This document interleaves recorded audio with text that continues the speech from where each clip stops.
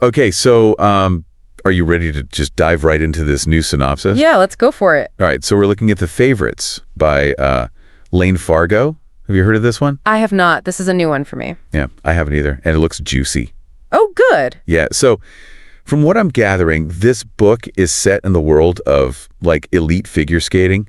Ooh, okay, interesting. Yeah, so think like all the glitz and the glamour, the drama, like all that stuff that comes with like... Right, the rivalries. Yeah, exactly. All the rivalries, the competition.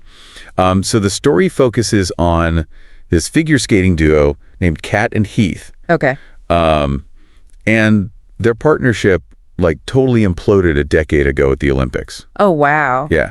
And there were all these mysterious circumstances surrounding it. Like no one really knows what happened. Oh, okay, so there's a mystery. Exactly, like a big mystery. And to make things even more complicated, there's this like unauthorized documentary that just came out that's like rehashing all the old drama and rumors. So it's like bringing it all back up. Exactly. And so now Kat is finally like breaking her silence and telling her side of the story. So this is her chance to set the record straight. Exactly. Interesting. Yeah. And one thing that really stood out to me is that the book doesn't like just start with all the present day drama. It actually takes us back to like Kat and Heath's backstory. I see. Yeah, so like how they first met, it turns out they both came from these like kind of troubled backgrounds, and they like found solace and strength in each other and in their shared passion for skating. That makes a lot of sense. I mean, that kind of shared experience, and especially like a really intense shared experience like that can really bond people together, you know? Yeah, totally. And you can kind of see how that would create like a really intense foundation for their relationship, you know? Absolutely. Yeah. And there's this one passage where Kat is described as like driven and ambitious, and Heath is described as kind of like a lonely kid. Oh, interesting. Yeah. So it seems like Fargo might be playing with that classic opposites attract trope. Right. But like in this high stakes world of figure skating. So what do you think about that and like how their differences might have played out? Well, you know, it's like you said, it's a high stakes world, right? So they're under immense pressure to perform. And I think those differences could definitely fuel their initial connection. Yeah. You know, that spark of attraction. But then as their careers progress, those same differences could create a lot of friction. Totally. You know, like Kat's ambition might clash with Heath's need for emotional support. And in a sport where like every single move is scrutinized. Oh, yeah. And the line between professional and personal gets so blurred. Yeah, absolutely. I can see how that could be a recipe for disaster. Yeah, and it sounds like their relationship was definitely not just professional. Like the synopsis describes their chemistry as like off the charts. Oh, really? Yeah, and they had this like super intense roller coaster romance. Okay, that's interesting. So what do you think about that? Like, does that suggest there might be some themes of like jealousy, possessiveness even?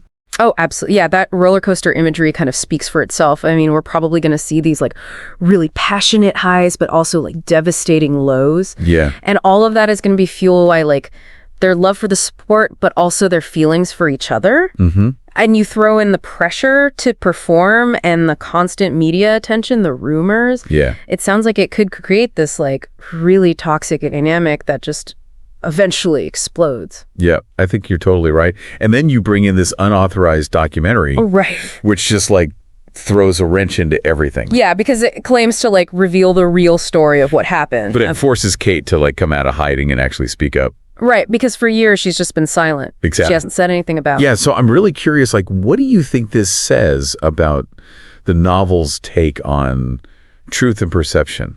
Well, I think it really highlights the power of narrative, you know? But like, who gets to tell the story? Whose version of events do we believe? And how does public perception, like how does the media shape our understanding of the truth? Right. And I think this documentary, by trying to control the narrative, it actually pushes Kat to reclaim her own voice, her own version of events. Yeah, it's like she has to fight back against this, like, this narrative that's being created about her. Right, exactly. And to like take control of her own story. Yeah. And the synopsis actually teases that the truth is even more shocking than all the rumors. Oh, wow. So it leaves us wondering, like, what actually happened at the Olympics to like totally destroy this seemingly perfect couple. Yeah, like what really went down. Right. It feels like Fargo really wants us to question everything we think we know. It does, and I think that's what makes it so compelling. It's Yeah. like this layered story that goes beyond just the like glitz and glamour of figure skating. Oh. It gets into the messiness of relationships, ambition, betrayal, and the lasting impact of scandal. Yeah. And I think it really asks us to consider how we form our own judgments, especially when the line between truth and fiction is so blurry. So as you dive into the favorites, I want you to consider this. Imagine you are Kat. Okay. You've been silent for a decade. The public is demanding answers. And this documentary is out there threatening to like define your legacy. Would you stay silent or would you risk everything to finally speak up and reclaim your story? That's a really good question. Yeah, what would you do? I don't know. I'd have to think about that one. It's a tough one. Yeah, it is. All right. Well, on that note, we'll wrap it up here. Sounds good. Thanks for joining me for this deep dive. Of course this wasn't good. What? We'll catch you next time. See ya. Bye.